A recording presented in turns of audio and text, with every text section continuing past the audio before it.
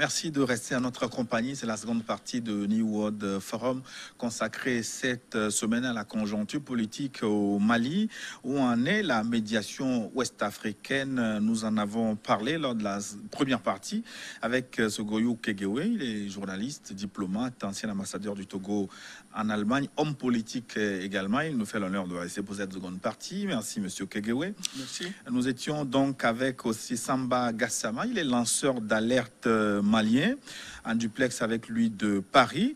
Mais pour cette seconde partie, nous ouvrons une petite parenthèse. Nous allons parler de la République démocratique du Congo et du sort juridique de Vital Kamerhe, qui était l'ancien directeur de cabinet du président Félix Tshisekedi. En duplex avec nous de Paris, maître Évariste Twendi Kapumba. Il est avocat au barreau de Paris et de Kinshasa, conseil à la Cour pénale internationale. Il nous fait l'honneur de nous éclairer sur ce dossier congolais. Maître Évariste Twendi Kapumba, bonjour. Bonjour. Vous nous recevez, donc... Je vous reçois 5 sur 5, ouais. D'accord. Donc, on va évoquer le sort de Vital Kamerhe, contre lequel un procès a été lancé, procès qui a été jugé en appel et renvoyé au 7 août pour des raisons judiciaires. On rappelle que Kamerhe a été arrêté le 8 avril et condamné à 20 ans de travaux forcés après un procès très rapide. Il a été condamné avec l'entrepreneur libanais Jamal Sami pour le détournement d'environ 50 millions de dollars. Vital Kamerhe clame son innocence et ses avocats dénoncent une justice expéditive. Est-ce que, maître Twendi Kapumba, est-ce que vous comprenez ce dossier, vous, pourquoi Vital Kamerhe a été jeté en prison? Alors, pour mieux comprendre le dossier de Vital Kamerhe, il faut se replacer à la fin du régime de Kabila. Vous vous souviendrez que l'opposition avait un seul souci de désigner un candidat unique. Et la plupart des ténors de l'opposition se sont retrouvés à Genève au mois de novembre, si je ne me trompe pas, en 2018, pour désigner un candidat. Et parmi les prétendants, parmi les présidentiables congolais, il y avait Vital Kamerhe, il y avait l'actuel chef de l'État, Félix Tshisekedi, il y avait aussi Martin Fayulu. Il s'est fait que les ténors de l'opposition ont jeté leur dévolu sur Fayulu. Et du coup, Félix Tshisekedi et Vital Kamerhe se sont dessaisis justement du cadre de Genève, en fait, des accords de Genève, et ils ont créé Cash. Et au terme de la création de Cash, justement, Félix Tshisekedi et Vital Kamerhe devaient conquérir le pouvoir, quitte à laisser en premier le Félix Tshisekedi travailler, c'est-à-dire pendant le premier mandat, et Vital Kamerhe serait l'éventuel candidat en 2023. Donc, vous comprenez que dans ce contexte-là, il y a bien entendu un élément politique majeur parce que on veut à tout prix empêcher, parce que si vous lisez très bien le jugement du premier décret en condamnation, Vital Kamerhe est condamné à 20 ans de servitude pénale, mais aussi à 10 ans d'inéligibilité. Donc, il ne peut pas briguer un poste politique. Donc, ça, c'est vraiment ahurissant, parce que lorsqu'on voit dans quel contexte ce procès, vous l'avez bien dit, expéditif, s'est déroulé dans un contexte particulier avec tout ce qui se passe avec le Covid. Donc, on comprend pourquoi Vital Kamerhe devrait à tout prix être écarté. On comprend pourquoi on ne veut plus de Vital Kamerhe, en fait.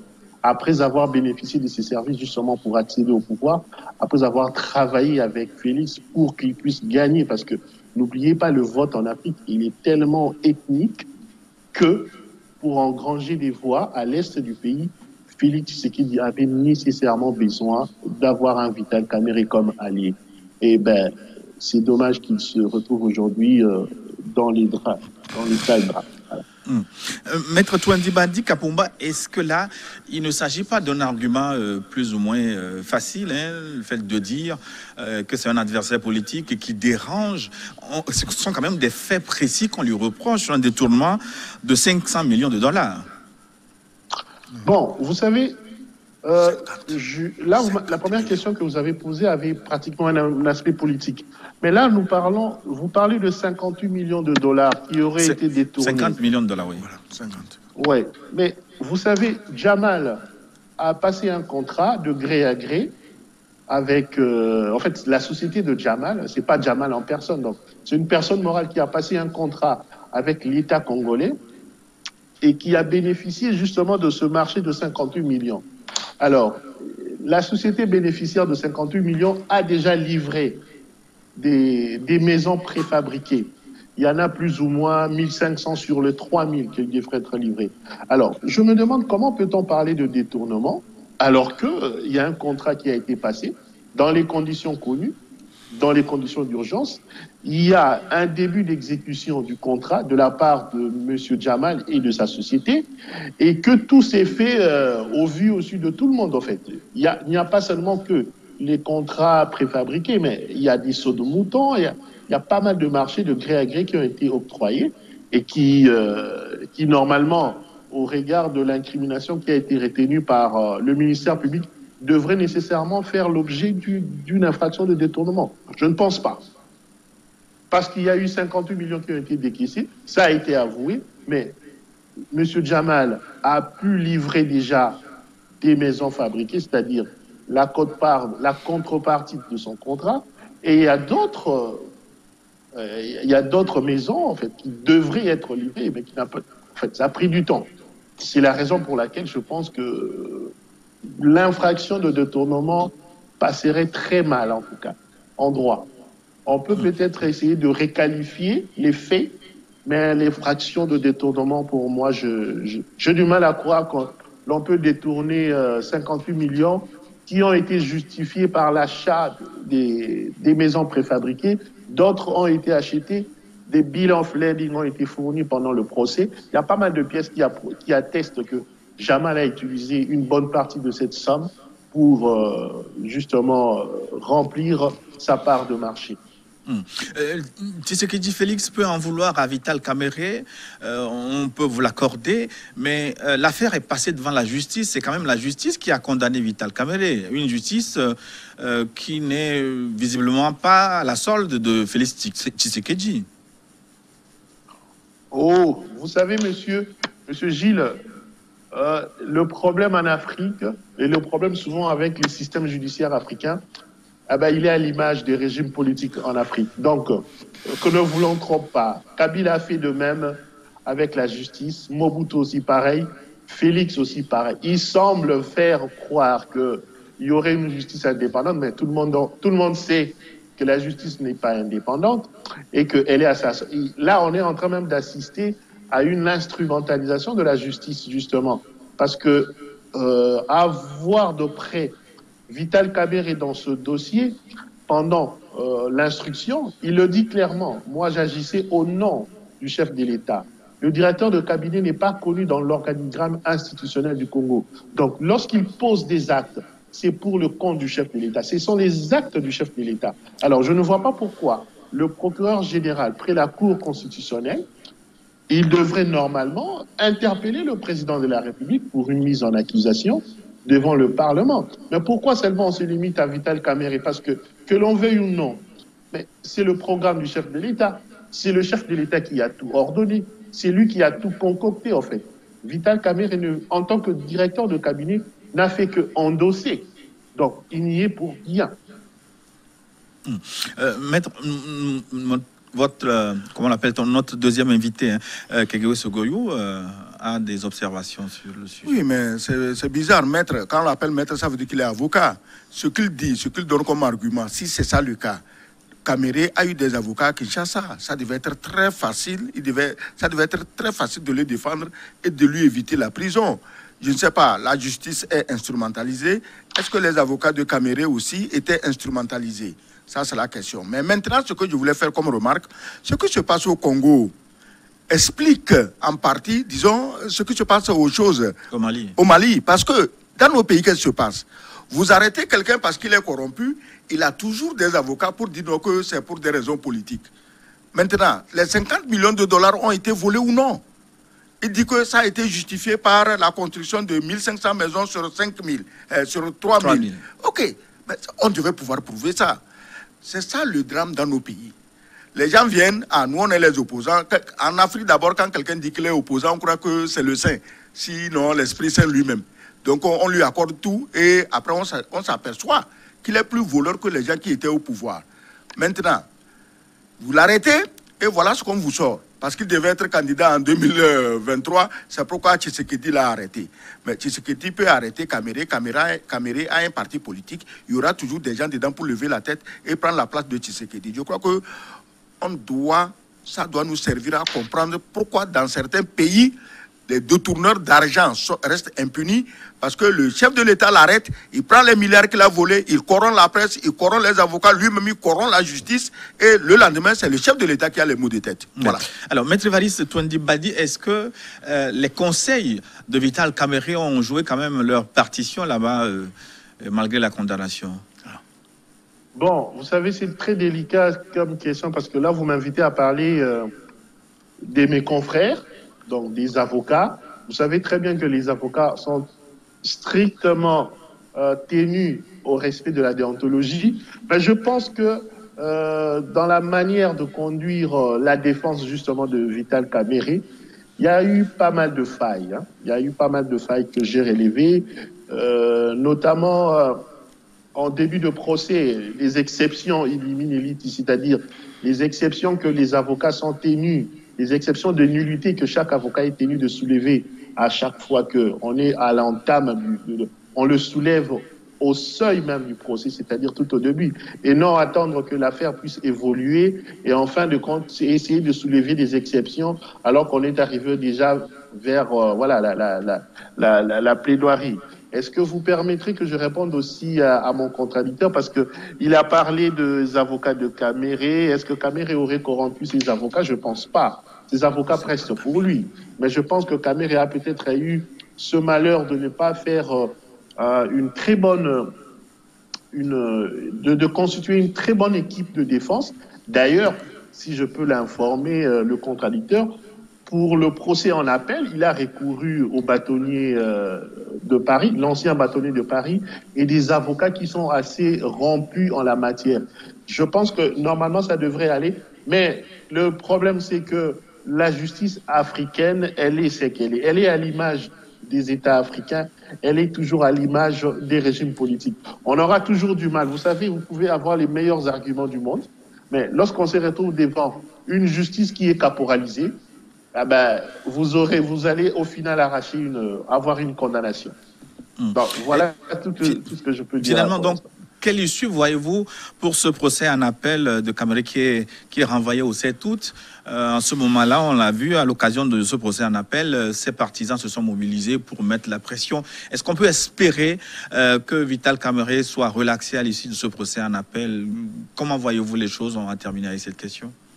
Bon, là, vous m'invitez à faire une lecture dans la boule de cristal. Donc, en appel, en tant que juriste, je dois quand même rester optimiste. C'est-à-dire, on peut espérer qu'il puisse être relaxé, mais au pire des cas, il peut écoper d'une réduction de peine. Parce que, souvenez-vous, il a été condamné pour 20 ans, ferme. 20 ans de travaux forcés. Ouais, donc 20 ans au premier degré. Et on peut réduire la peine à 10 ans, à 15 ans. Et même en appel, c'est pas encore fini parce qu'il y a encore la cassation. Donc, on en a pour longtemps dans ce procès de Kamerhe qui n'a pas encore fini de livrer tous ses secrets juridiques. Mais l'attitude justement des partisans de Kamerhe qui sont descendus dans la rue, parce que tout simplement, pendant l'instruction du dossier de Kamerhe, il y en a qui ont été en cours d'audience en train de commettre des parjures. C'est-à-dire, vous prêtez serment devant le tribunal, vous avez fait une déposition, on vous pose une question, et curieusement, toutes ces personnes-là qui se sont baladées, notamment le gouverneur de la Banque centrale, le ministre Bitakwira, le ministre Yav, tout ce monde-là qui ont commis le parjure en fait, pendant le procès, pendant l'instruction, ils n'ont pas été inculpés. Et c'est quand même grave, en fait. C'est pour cela qu'on se pose beaucoup de questions sur le dossier de Caméré, la réelle volonté des juges congolais, en fait, on se demande si réellement ils sont indépendants et s'ils ne sont pas justement caporalisés et s'ils ne sont pas instrumentalisés justement pour mettre un terme à la carrière politique de Caméré. Merci, merci Maître Évariste Toundimbadi Kapumba. Vous êtes avocat au barreau de Paris et de Kinshasa, conseiller à la Cour pénale internationale. Merci pour votre éclairage sur ce dossier Caméré en RDC. On rappelle que le procès en appel a été renvoyé au 7 août pour des raisons procédurales. On attend ce que ce procès va donner. Merci et excellente journée à Paris, en France. On revient donc sur notre sujet, le Mali, où en est la médiation ouest-africaine. On attend donc justement un nouveau sommet extraordinaire des chefs d'État prévu pour ce lundi, pour statuer sur le compromis politique qui a été préparé et rejeté d'ores et déjà par l'opposition, le M5, le mouvement contestataire. Mais ce que je voudrais aborder maintenant pour cette seconde partie, tout en rappelant que si tout va bien, nous aurons en duplex de Paris Tapa Conté, qui est le coordonnateur adjoint du M5 RFP France, donc pour avoir sa lecture de la situation. Avec vous, Kekewe Sogojou, je voudrais aborder ce dilemme contestataire. Est-ce que la CEDEAO est pris justement dans ce dilemme quand arrivent les mouvements contestataires? C'est ce qu'il faut proposer. La contestation n'est pas de la démocratie, mais il faut quand même arriver finalement à un partage de pouvoir à partir de la rue. Ça devient une situation compliquée. Oui. Nous sommes en politique. Et en politique, il faut privilégier le compromis à la rupture.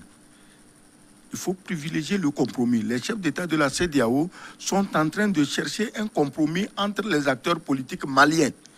Mais si les gens refusent le compromis et privilégient la rupture, demain, il y aura le retour du bâton.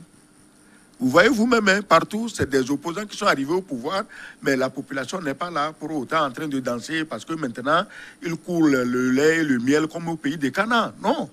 Et ce n'est pas pour dire du mal de lui. Le président Alpha Condé, c'était un opposant emblématique. Mais aujourd'hui, les opposants sont dans les rues à Conakry et même dans les autres villes de l'intérieur pour le contester. Donc vous qui êtes aujourd'hui applaudis par la rue, dites-vous que demain, la même rue peut vous contester. Donc, mettez un peu de l'eau dans votre vin, qu'on cherche toujours la cohésion entre Maliens. Mais la question demeure, quand les gens sont dans la rue ou parfois même prennent les armes comme en Côte d'Ivoire, est-ce qu'il faut partager le pouvoir avec eux? Est-ce que ça devient une jurisprudence dangereuse? Oui, mais attendez, ça s'est déjà passé dans les pays. On a parlé tantôt de Charles Taylor au Libéria. Et vous venez vous-même de citer la Côte d'Ivoire, les gens ont pris les armes et ils ont tous fini à la présidence. À force d'avoir pris les armes, ils ont tous fini à la présidence en envoyant en exil celui-là qui était président. Effectivement, ça donne des idées aux gens en se disant, je prends les armes, je prends le pouvoir. Mais la Côte d'Ivoire, quand même, il faut reconnaître qu'après, le président Ouattara fait de son mieux pour arrondir les angles, même si aujourd'hui, il n'est trahi que par les siens. Il fait de son mieux pour arrondir les angles. Guillaume Soro, c'était son homme. Tous les autres qui aujourd'hui tirent sur lui, c'était ses hommes. Oui, mais vous parlez de trahison. Peut-être que c'est lui qui n'a pas rempli sa part de contrat, le président Ado. Oui, pourquoi pas? Pourquoi pas? Je ne défends personne. Pourquoi pas? Mais je dis ceci. En politique, Diko, là, demain, vous serez surpris que c'est des gens qui l'entourent qui vont le contester. Qui vous aurait dit que dans ce pays, Ouro Diko va contester à Tchadam? Donc il faut faire extrêmement attention. La rue vous acclame, c'est bien. Mais n'oubliez pas que vous n'êtes qu'un citoyen et quand vous serez au pouvoir, il y aura toujours un Malien sur les 20 millions qui vous contesterait. Donc, on est obligé dans la situation actuelle, puisque c'était ça votre question, d'aller au partage. On est obligé, si c'est ça qui peut les calmer. Maintenant, même le partage ne les calme pas. On veut tout de suite ou rien. Bon, c'est une équation. Mais est-ce que la CEDEAO ne pêche pas également par des interventions tardive, quand la situation commence par dégager de la fumée? Est-ce que c'est pas en ce moment-là qu'il faut agir? On a vu les contestations émerger au Mali après les résultats contestés des législatives. On voit en Côte d'Ivoire aujourd'hui une situation qui prépare à des lendemains difficiles. Est-ce que ce n'est pas à ces moments-là qu'il faut anticiper au lieu d'attendre que la maison brûle avant de proposer des compromis? La question que vous posez autrement, est-ce que la CEDEAO peut s'auto-saisir? Parce que si elle ne s'auto-saisit pas, s'il y a du feu, des fumées, et personne ne vient voir la CEDEAO reste tranquille à Abuja. Mais si elle peut s'auto-saisir, si dans sa charte, il est écrit... Mais est-ce qu'elle ne devrait pas s'auto-saisir quand même? Est-ce qu'elle ne devrait pas s'auto-saisir quand il y a des alertes graves? C'est ce que je dis. Si dans la charte de la CEDEAO, il est prévu qu'elle peut s'auto-saisir, pourquoi pas? Parce que, regardez, on dit CEDEAO, mais chaque État tient à son individualisme, à son indépendance, à son ceci, à son cela. C'est ça le problème. Le problème aussi, c'est que la CEDEAO, beaucoup pensent qu'elle fonctionne comme un syndicat de chefs d'État qui... se solidarise. Écoutez, nous savons comment fonctionne la CEDEAO. C'est vrai, la CEDEAO des peuples, il faut encore améliorer, comment passer les frontières avec des humains, avec des hommes ou avec les marchandises. Beaucoup de choses restent à améliorer, mais beaucoup a été déjà fait. Je ne sais pas si des gens se rappellent avant la CEDEAO comment on allait au Ghana ou comment on traversait pour aller au Bénin. La CEDEAO a fait beaucoup de choses. Maintenant, le syndicat, qu'est-ce que vous voulez? Quand il y a une réunion de la CEDEAO, les ambassadeurs, les ministres se réunissent. Après, les chefs d'État viennent. Vous voulez quoi? Que quand il y a une réunion, on amène les opposants? On fait comment? Bon, cherchons une solution où, quand les chefs d'État se réunissent, que les opposants de chacun d'entre eux soient dans l'antichambre, et s'il a des griefs, qu'ils les expriment et qu'on voit là-bas comment on les règle. Sinon, on ne peut rien. Syndicat de chefs d'État, c'est normal. Monsieur Gilles, vous ne faites compagnie qu'avec des gens qui vous ressemblent. Est-ce que nous sommes d'accord? Les opposants d'ailleurs eux-mêmes, ils s'entendent aussi, ils font compagnie entre eux. Donc syndicat, c'est une expression trop facile. Je sais que tout le monde l'utilise. Syndicat, c'est normal que des gens qui font le même métier aient un syndicat. C'est comme ça qu'on se syndique, non? Et pour vous, comment on peut régler le problème quand il survient en amont?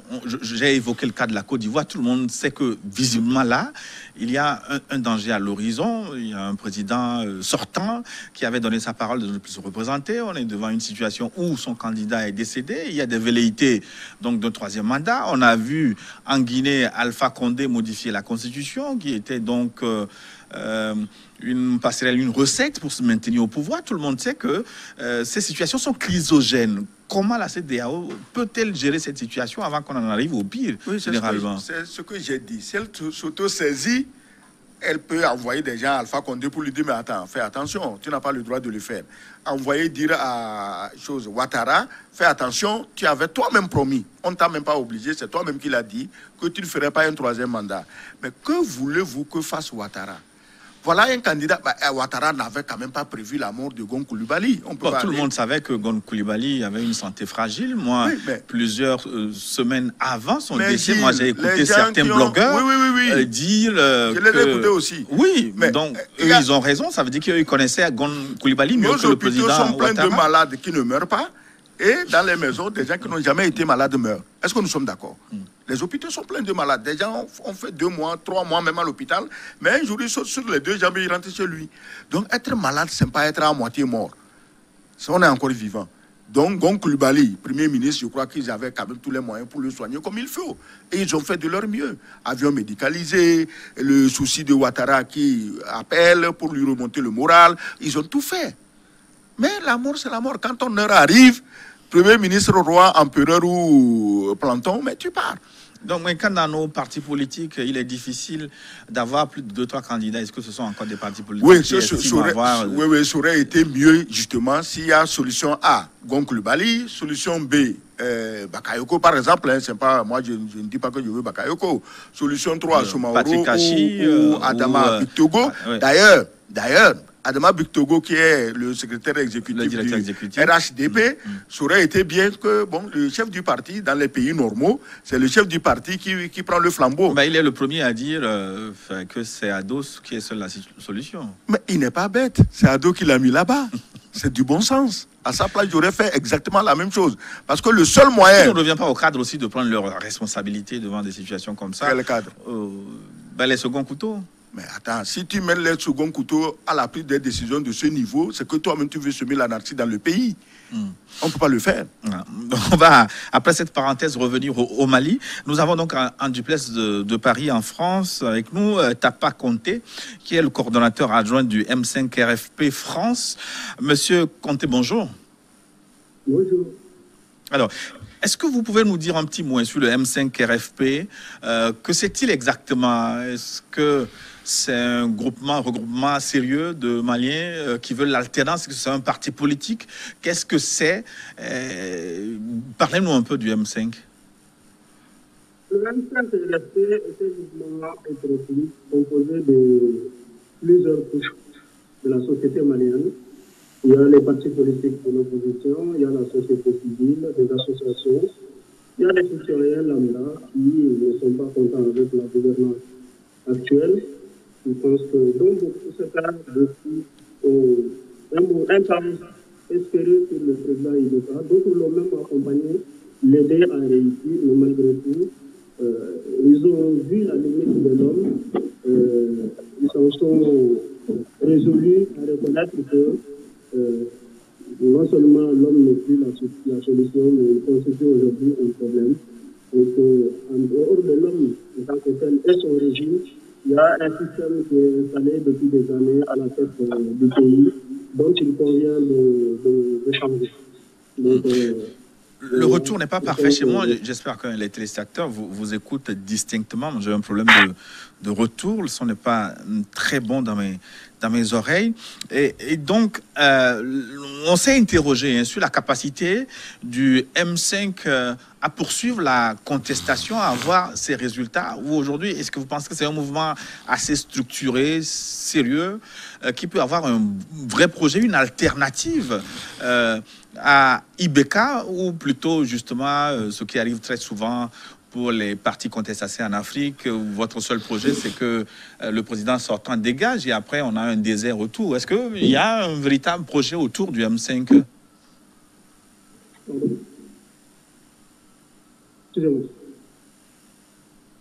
Oui, je vous écoute. Oui, bon, le projet du M5 RFP, à savoir si ça peut constituer une alternative pour le futur. Vous savez, le M5, comme on l'a souvent répété, c'est pas seulement un mouvement qui s'est levé parce qu'on a besoin de ministériels partout par là. Mais au sein du M5 RFP, il y a un comité stratégique qui est composé de hauts cadres qui ont servi ce pays-là, qui est composé de jeunes qui ont du talent, qui ont de l'énergie et qui ont une vision pour ce pays-là. Mais au-delà du M5 RFP, notre combat n'est pas seulement pour installer ceux qui sont à l'intérieur du M5 RFP.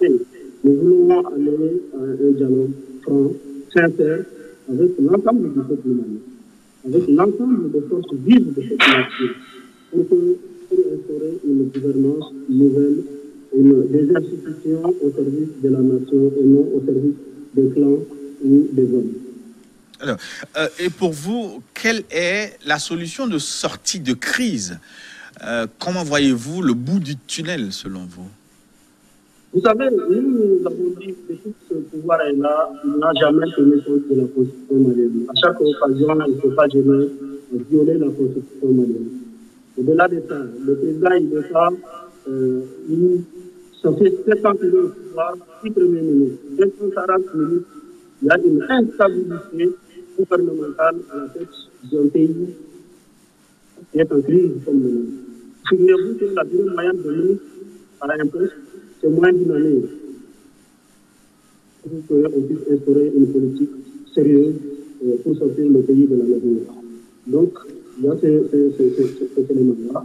On dit, c'est pourquoi nous avons dit, le problème aujourd'hui, au-delà de cette instabilité institutionnelle, sur les 8 institutions définies dans la Constitution malienne aujourd'hui, il y a au moins 7 qui ont des problèmes, voire même qui sont hors constitution, cadre constitutionnel.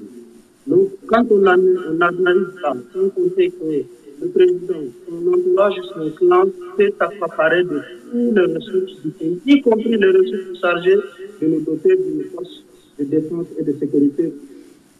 Ça ne va plus. On ne peut plus continuer avec ce régime-là. Au-delà de ça, ce qui est encore grave, c'est que les forces de sécurité, de défense, la sécurité nationale, se livrent à des enlèvements des opposants en plein jour à Bamako pour aller les séquestrer au Nigeria pendant 15 jours sans que les familles aient leurs nouvelles. Et que quand on retrouve ces gens-là, on trouve qu'ils ont subi des traitements inhumains et dégradants. Et quand même une partie de l'opposition, dans un dialogue national inclusif, de l'accord politique au gouvernement, décide de se joindre au président, de l'aider à vraiment sortir de cette difficulté-là et qu'ils mettent sur la table un dialogue national dont beaucoup de Maliens ont participé. L'une des recommandations phares, c'était d'organiser, de sortir de l'inconstitutionnalité du Parlement, c'est-à-dire en organisant des élections libres et transparentes législatives, et on s'en sort avec un fiasco total. À partir de là, nous nous sommes tous rendus compte que ce président ne peut plus. Donc la solution, c'est qu'il démissionne. Voilà ce que nous avons dit. Donc on aille vers un pouvoir transitoire. On revoit, parce qu'il y a un point aussi. N'oubliez pas que l'État est parti signer un accord d'Alger avec les rebelles qui est anticonstitutionnel. Et aujourd'hui bloqué parce que, conformément à la constitution actuelle, on ne peut pas l'appliquer. La deuxième des réformes inconstitutionnelles. Donc, tout cela ne peut pas se faire avec ce régime-là. Il faut qu'on aille au-delà, qu'on instaure un pouvoir transitoire, il y ait un dialogue sincère, parce que ce n'est pas le dialogue à la manière du IBK. Si ma main est tendue, mais quand on vient de voir une victime, moi je vous renvoie vers votre majorité. Ce n'est pas sérieux. Il faut sortir de la politique de votre. Merci, Tapa Condé. Quelques secondes, je voudrais vous demander où sont les partisans de IBK qui a quand même remporté les élections présidentielles il y a 2 ans environ, haut les mains, autour de 60%. On vient de tenir des élections législatives qu'il a également gagné. Mais où sont ces partisans? Mais justement, j'allais vous poser la question parce que tous ceux qui interviennent aujourd'hui sur le Mali en contradiction avec moi, c'est des partisans de l'opposition. Vous n'allez pas me dire que vous avez cherché sur toute la planète, il n'y a pas un seul oiseau qui soutienne IBK. Vous deviez le faire. C'est le travail. Le plateau ne soit pas trop équilibré, puisque je voilà, sais que vos positions ne sont pas trop contestataires. Les partisans de IBK sont là, mais un chef d'État, autour de lui, il y a tout le monde. Il y a ceux qui sont allés pour faire le CFA, pas de conviction, pas de détermination. À la première alerte, nous était le Covid qui empêche les voyages, la moitié serait déjà à l'étranger. On sait ça. Donc, IBK doit avoir quand même des partisans. Oui, des partisans, pas forcément au premier plan, mais des gens capables aussi d'être dans la rue et de répondre. Non, on ne peut pas faire ça. Écoutez, nous, dans notre pays, si on a connu des manifestations, oui, si le parti au pouvoir avait... Votre parti, justement, aussi, a eu à répondre dans la rue, a voulu répondre dans la rue à un moment donné. Oui, mais ce n'était pas la solution et heureusement, on n'est pas allé jusque-là. Parce que, qu'est-ce que vous voulez? Vous voulez envoyer des populations civiles s'affronter dans la rue? Pas s'affronter, pas avoir les manifestations au même moment. Vous ne pouvez pas contrôler ce qui peut advenir. Chacun à tour de rôle peut choisir son jour. Oui, d'accord, à tour de rôle, chacun peut le faire. Mais je vous dis ceci, IBK, tant qu'il était président incontesté, il a des partisans. Mais aujourd'hui qu'il est contesté, vous savez, en Afrique, vous connaissez le système, hein, quelqu'un est au cœur du pouvoir en train de s'empiffrer, mais dès que le chef est contesté, il se rallie rapidement à l'opposition pour continuer le banquet. Donc, autour de IBK, c'est sûr qu'il y a encore des gens comme ça. Sinon, dans tous nos pays africains, c'est ça. Il n'y a pas des lignes idéologiques auxquelles les gens tiennent. Par exemple, la droite, la gauche, le centre, les écologistes. Chez nous, il n'y a pas ça. On devient écologiste si le président est écologiste. Le lendemain, on est de droite si le président est de droite, et ainsi de suite. Donc, IBK, qui a été réélu, comme vous le dites, a des partisans, mais ils ont quelle voix? C'est à eux-mêmes de créer la voie. Sinon, c'est aux médias comme vous, quand même, de gratter et de les trouver et leur dire, mais pourquoi on malmène votre chef et vous ne dites rien? Tapa Condé semble dire que IBK met en place un système de répression des opposants et des manifestants, dont certains, selon lui, ces informations ne sont pas officielles à notre niveau, sont détenus et brimés. Il y a eu des manifestations réprimées, les dernières d'ailleurs, de façon sanglante. Le M5 parle de 23 morts, alors qu'officiellement on dit qu'il y avait 11 morts. Donc, du coup, est-ce que la réponse de IBK aux interrogations du M5... Ce n'est pas la réponse de IBK, c'est la réponse du terrain. Parce que c'est toujours le même schéma en Afrique. Les gens organisent des manifestations, eux-mêmes, ils créent des morts, sachant qu'automatiquement, instinctivement, on va mettre les morts sur le compte du gouvernement. Oui, mais non, Mali, il faut les enquêter. 11 en question étaient des morts par balle. Hein? Oui, Vous par ne pouvez balle. pas dire que l'opposition a utilisé des armes. Je n'accepte pas que les gens meurent par balle. Mais comment sont-ils morts par balle? Qui nous dit ce qui s'est passé? Personne. Peut-être s'il y avait ici un partisan de IBK qui était à Bamako, quand les choses se passaient, il peut nous expliquer pourquoi la police ou l'armée en est venue à tirer. Et que vous dites que c'est l'armée ou la police qui a tiré. Moi, j'organise une manifestation, je mets des tireurs dans la foule, on tue 10, 15, 20 personnes, on dit que c'est le pouvoir qui est dictatorial, on va envoyer le président à la CPI, on connaît le schéma, c'est trop connu. Mais la responsabilité de l'État aussi, c'est de protéger, d'encadrer ces manifestations. C'est trop facile de dire Attends, tu as vu les foules? Il faut féliciter IBK, il faut féliciter la police et l'armée malienne. Parce que, mais attends, vous avez vu les foules? Et tout le monde n'est pas sage dans la foule. Bon, à la limite, même quelquefois, on se dit que peut-être c'est le pouvoir qui a envoyé des provocateurs pour troubler. Sinon, vu la popularité de Diko, vu comment les gens l'écoutent religieusement, d'ailleurs, il est un imam, ce qui n'est pas contradictoire, mais il peut organiser une manifestation sans violence. Pourquoi il ne le fait pas? Il faut le faire. Ça va augmenter son crédit. On l'a entendu plusieurs fois appeler au calme. Hein. Oui, il l'a fait, mais apparemment, les gens commencent à ne plus l'écouter et c'est dangereux pour lui-même. Et que dites-vous de la position du M5 aujourd'hui et de son coordonnateur adjoint en France, Tapa Condé? Est-ce que cette voie, est-ce qu'ils peuvent obtenir des résultats avec ce schéma de départ de IBK et la refonte de sous le système politique? Quels conseils vous pouvez... J'ai dit, il faut privilégier le dialogue, le consensus à la rupture. Oui, mais ça aussi, dialogue, consensus, souvent, ce sont des recettes pour botter à la touche les revendications. C'est que c'est pour gagner du temps que les hommes politiques inventent parfois les questions de dialogue qui sont rarement sincères. Hein. Ouais, mais attends, la sincérité, pourquoi tu veux que les hommes politiques soient sincères? Même les hommes d'église ne sont pas sincères. Hein? On a vu dans ce pays le Saint-Esprit en train de parler. Ils sont sincères? Pourquoi vous demandez la sincérité aux hommes politiques? Moi, en politique, je dis ce qui m'arrange. Tout le monde le fait. Tu as vu les gens qui ont parlé? Ils ont dit ce qui arrange le M5. Où est la sincérité? Est-ce que le M5 est sain et que c'est les autres qui sont sales? Non. Donc, il faut faire attention. On ne va pas en politique pour parler sincérité, vérité, non.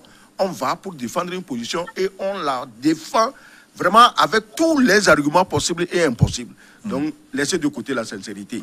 Alors, voilà. le dernier volet de ce forum, ma question, est-ce que la situation au Mali ne va pas provoquer, ne va pas avoir un effet domino sur les pays de la sous-région? Vous l'avez évoqué, le Mali est comme une sorte de digue en Afrique de l'Ouest. Si le Mali saute ou non, est-ce que ce mouvement contestataire, dans le contexte de la pandémie où la pauvreté s'est exacerbée, est-ce que cette contestation ne va pas faire effet domino dans d'autres pays? Chaque peuple doit savoir ce qu'il veut.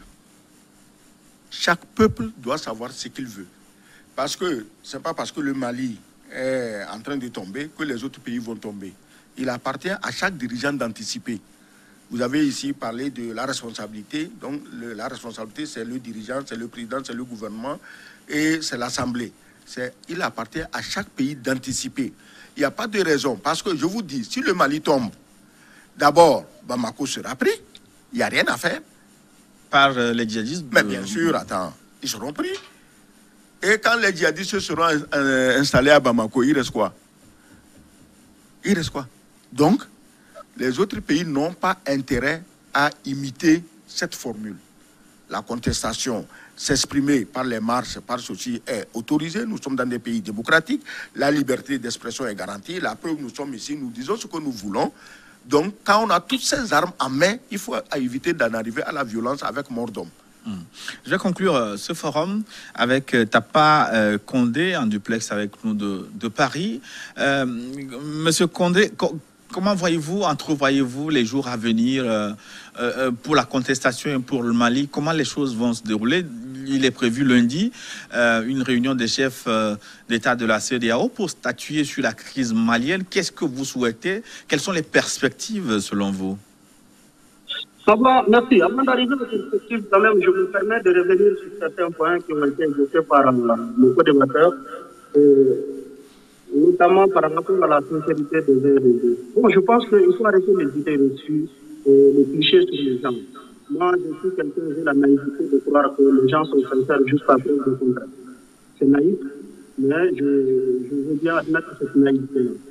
Au-delà de ça, le M5 RFP, l'argument de menace djihadiste sur Bamako est un argument d'islamisation de ce mouvement de protestation populaire. Ce discours est dangereux. C'est dangereux, voire même criminel, parce que c'est l'État qui l'a volontairement distillé pour pouvoir sortir. Vous vous rendez compte que ce ne sont pas les forces de maintien de l'ordre qui sont sorties le but. C'est les forces spéciales antiterroristes qui sont sorties. Et quand on me parle de manifestations violentes, je m'inscris en faux. C'est archi faux. On a eu des manifestations, ça a commencé le 5 juin, il y a eu une trentaine de milliers de fous dans la rue, il n'y a pas une ampoule qui est sortie. Le 19 juin, ça a été encore plus. Le 10, il y a eu, jusqu'à ce qu'on décrète la désobéissance civile. Les gens, ils sont entrés dans les administrations. La désobéissance c'est un gros. C'est quand il y avait une situation d'accalmie, les gens sont rentrés dans le thème, il n'y avait pas eu de casse au début. Ils ont commencé à sympathiser avec les forces de l'ordre. C'est quand ils ont encore renvoyé des renforts qui ont commencé à tirer avant même d'arriver au niveau de notre thème que la panique s'est saisie de la police. Alors, si on sort même de ce cadre-là, là où il y a eu le plus grand nombre de morts, dans le quartier de résidence de l'imam Mahmoud Diko et autour de sa mosquée, mais qu'est-ce qui appartient à l'État dans cette zone qui a été classée et qui a justifié que les forces spéciales antiterroristes viennent tirer sur les gens? C'est pourquoi je dis, quand on sort cet argument-là, il faut faire très très attention. Il faut faire très attention. Donc, oui, il y a un problème de djihadisme au Mali, mais ces djihadistes n'ont rien à voir avec l'imam Diko, qui est la pression morale de ce mouvement-là aujourd'hui. Alors, les perspectives pour en venir à là, je veux bien, nous accueillons au bras ouvert la CEDEAO, mais nous disons que la CEDEAO doit prendre la mesure de la chose. Parce que le format habituel aussi, à chaque fois qu'il y a une contestation, on fait un gouvernement d'union nationale, n'est pas ce format-là ne correspond pas à la réalité. On est en train de réduire la protestation populaire au seul fait des élections législatives. Non, c'est mal comprendre la chose. Les élections n'ont été que la goutte d'eau qui a fait déborder la banque. J'ai évoqué les éléments tout à l'heure, je ne veux pas revenir là-dessus. Les solutions jusque-là proposées par la CEDEAO sont anticonstitutionnelles. Au regard de la constitution actuelle du Mali, on ne peut pas le faire. Il nous propose des élections partielles aux endroits où il y a eu des contestations. Mais l'élection partielle n'a lieu que lorsque il y a un député qui est décédé ou qui est démissionnaire. Les députés ne sont pas décédés, ils ne sont pas démissionnés. Ils sont là, ils ont certes perdu dans les urnes, mais ils sont installés par une décision de la Cour constitutionnelle. À partir de là, on ne peut pas leur imposer, sans que l'Assemblée n'est pas dissoute, on ne peut pas leur imposer des élections partielles. Donc, un gouvernement d'union nationale avec un président qui est caractérisé par l'instabilité gouvernementale. Au bout de 6 mois encore, quand la situation va se calmer, on va revenir au point de départ et il va licencier ce Premier ministre-là. Non. Nous voulons discuter avec la CEDEAO. Nous avons, d'ailleurs, quand il y a eu les premières négociations, la première délégation, si nous avons proposé des choses, le M5 RFC, dans un état d'esprit d'apaisement, a demandé à renoncer à la démission du président de la République. On l'a dit, on le laisse là où il est, mais qu'on ne lui laisse plus le pouvoir de pouvoir nuire au pays, de pouvoir installer cette instabilité gouvernementale, qu'il puisse encore continuer à violer impunément la Constitution mondiale. Donc, nous voulons discuter avec la CEDEAO. Nous avons besoin de la CEDEAO, nous avons besoin de la communauté internationale pour nous aider à sortir de cette crise. Mais les solutions aujourd'hui sur la table ne sont pas acceptables parce qu'elles ne correspondent pas à l'aspiration du peuple malien. Le gouvernement d'union nationale, nous l'avons connu depuis 2007. le président ATT a installé un système qu'on appelle consensus, où il a gouverné avec quasiment l'ensemble des partis politiques du pays. Mais ça ne nous a pas empêché de tomber dans l'abîme en 2012. Donc ce n'est pas une panacée en soi, un gouvernement d'union nationale. C'est le contenu qu'on met dedans qui est... D'accord. Nous avons compris votre point de vue. T'as pas compté. Nous arrivons donc à la fin de cette émission. Évidemment, beaucoup de choses restent à dire. Nous promettons revenir sur ce débat malien avec vous et cette fois-là notamment avec d'autres acteurs maliens de Bamako, proches de la présidence également. Nous vous remercions infiniment. Merci de ce duplex de Paris en France. Nous allons conclure avec vous, avec Kegewou Sogoyou. Non, conclusion, dans une négociation, chacun lâche un peu et on arrive à un point d'entente. Je crois que si Beka et ses hommes lâchent un peu, que l'imam Diko et les siens aussi lâchent un peu, les Maliens retrouveront le consensus, le chemin de la paix face à tous les autres dangers qui menacent le pays et le développement socio-économique du pays. Parce que le Mali, c'est nous tous. Ce n'est pas seulement les gens qui sont dans les limites territoriales de ce pays, frères et amis et proches. Merci Sogoyou Kegewou, journaliste, ancien diplomate, homme politique togolais également. Merci. Nous arrivons donc à la fin du forum de cette semaine. Nous remercions aussi les équipes techniques qui nous ont aidés donc à réaliser ce plateau, de même que les duplex. Dans un instant, une nouvelle édition du journal sur votre chaîne. À très bientôt.